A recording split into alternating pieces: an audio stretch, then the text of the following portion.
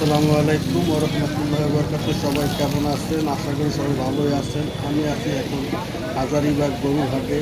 এই হাটে এখনও বিপুল পরিমাণ গরু আছে।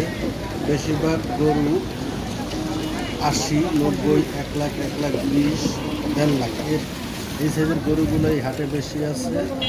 যারা এখনও গরু কেনেন নাই তারা তারপরে চলে আসুন হাজারীবাগ গরু হাটে। প্রচণ্ড পরিমাণ গরু আছে এখন এখানে। এই দেখেন কত সুন্দর সুন্দর গরু। হ্যাঁ, মিডিয়াম সাইজ, ছোটো সাইজ এসব গরু এখানে বেশি। ঠিক আছে, এই দেখেন কত সুন্দর গরু।